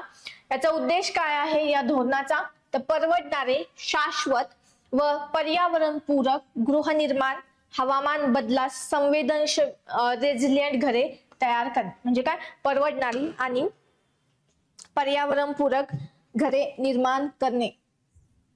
रेझिलियंट घरं असतील, हवामान बदलास संवेदनक्षम घरे, रेझिलियंट घरं बनवणं हे याचा उद्देश असेल. याची उद्दिष्ट किंवा टार्गेट काय आहे तर 2030 पर्यंत आपल्याला 35 लाख घरे बांधायची आहेत.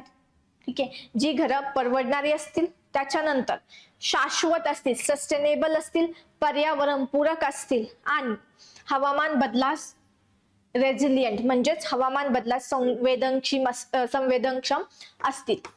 ठीक आहे. अशी घरं बांधायची आहे. 2030 पर्यंत आपलं टार्गेट आहे 35 लाख अशी घरं बांधायची आणि 2025 पर्यंत टार्गेट आहे 50 लाख घरं अशी बांधायची आहेत.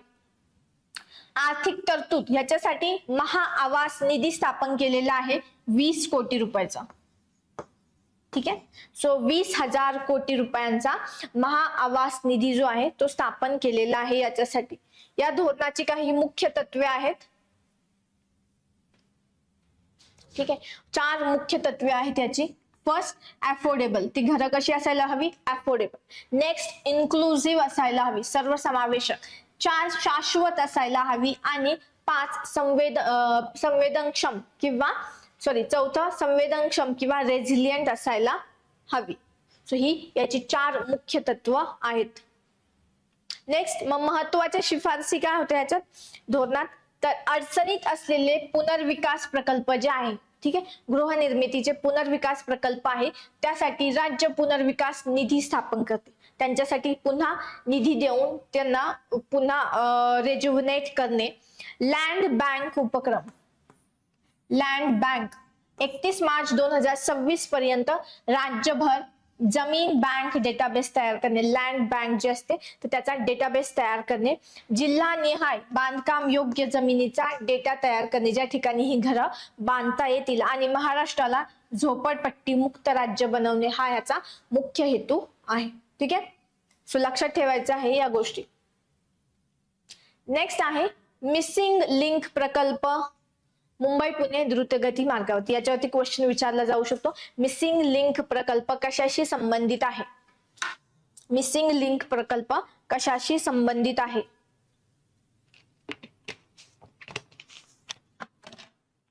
तर मिसिंग लिंक प्रकल्प हा मुंबई पुणे एक्सप्रेस हायवे वरती प्रोजेक्ट केला जातो आहे. खोपोली एक्झिट ते कुसगाव दरम्यान हा प्रोजेक्ट करण्यात येणार आहे, ज्याच्यामध्ये जी खूप वळण आहेत किंवा चढ वगैरे आहेत तर ते कमी करण्याचा प्रयत्न याच्यात केला जात आहे, जेणेकरून ऍक्सिडेंट कमी होतील या हायवेवरती. ठीक आहे, एक्सप्रेस वे वरती. सो मिसिंग लिंक प्रकल्प नाव लक्षात ठेवायचं आहे. मुंबई पुणे एक्सप्रेस हायवेशी रिलेटेड हा आहे. खोपोली एक्झिट ते कुसगाव दरम्यान हा प्रोजेक्ट केला जाणार आहे. याच्यात एकूण 2 बोगदे तयार करण्यात येत आहेत. एक 8.9 किलोमीटरचा आणि दुसरा 1.7 किलोमीटरचा. सो हा 8.9 किलोमीटरचा जो बोगदा आहे तो देशातील सर्वात लांब बोगदा ठरणार आहे केल्यावरती. आणि हा 1.7 किलोमीटरचा जो बोगदा आहे तो आशियातील सर्वात रुंद बोगदा आहे, 23.30 मीटरचा. ठीक आहे, 23.30 मीटरचा हा दुसरा बोगदा आहे. सो मिसिंग लिंक प्रकल्प कशाशी रिलेटेड आहे तेवढं लक्षात ठेवायचं, मुंबई पुणे एक्सप्रेसवेशी रिलेटेड आहे. ठीक आहे, नेक्स्ट आहे महाराष्ट्र रेडिओ महोत्सव 2025. महाराष्ट्र रेडिओ महोत्सव 2025 21 जून 2025 ला हा महोत्सव साजरा केला जागतिक संगीत दिनी. ठीक आहे, जागतिक संगीत दिवस या दिवशी आपण महाराष्ट्र रेडिओ महोत्सव साजरा केलेला आहे. सो डेट सुद्धा इम्पॉर्टंट आहे. ठीक आहे, सो महाराष्ट्र रेडिओ महोत्सव खालीलपैकी कोणत्या तारखेला साजरा करण्यात आला आहे, तर 21 जून 2025 ला ज्या दिवशी जागतिक संगीत दिन साजरा करतो त्याच दिवशी आपण महाराष्ट्र रेडिओ महोत्सव साजरा केलेला आहे. कुठे साजरा केलेला आहे, मुंबईमध्ये.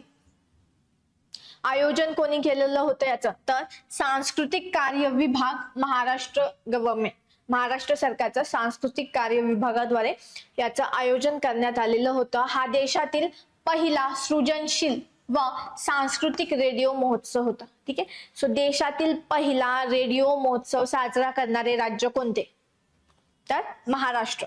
ठीक आहे, देशातील पहिला रेडिओ महोत्सव साजरा करणारे राज्य कोणते, तर महाराष्ट्र राज्य आहे.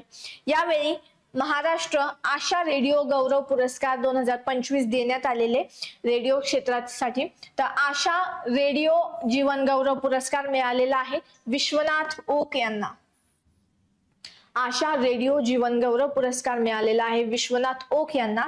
सर्वोत्कृष्ट रेडिओ केंद्र ठरलेला आहे रेडिओ सिटी आणि सर्वोत्कृष्ट कम्युनिटी रेडिओ केंद्र ठरलेला आहे विकास भारती रेडिओ केंद्र नंदुरबार. ठीक आहे, सो हे 3 लक्षात ठेवायचं. सगळ्यात आधी तर महाराष्ट्र रेडिओ महोत्सव कोणत्या ठिकाणी झाला? मुंबईमध्ये. रेडिओ महोत्सव आयोजित करणारे पहिले राज्य कोणते? तर महाराष्ट्र. हा महोत्सव कोणत्या तारखेला आयोजित करण्यात आला होता? 21 जून 2025, जो आपण साजरा करतो जागतिक संगीत दिन म्हणून. सो इनडायरेक्टली क्वेश्चन जर विचारला तर जागतिक संगीत दिन खालीलपैकी कोणत्या तारखेला साजरा केला जातो? का विचारलंय? कारण त्यांना अपेक्षित आहे की तुम्ही रेडिओ महोत्सव वाचला असणार आणि त्यामुळे तुम्हाला येत असणार की 21 जूनला जागतिक संगीत दिन साजरा केला जातो. सो हा देशातील पहिला रेडिओ महोत्सव होता. याच्यामध्ये आशा रेडिओ गौरव पुरस्काराचं वितरण करण्यात आलेलं आहे. आशा रेडिओ जीवन गौरव पुरस्कार मिळालेला आहे विश्वनाथ ओक. सर्वोत्कृष्ट रेडिओ केंद्र ठरलेलं आहे रेडिओ सिटी आणि सर्वोत्कृष्ट कम्युनिटी रेडिओ सेंटर ठरलेलं आहे विकास भारती रेडिओ केंद्र नंदुरबार.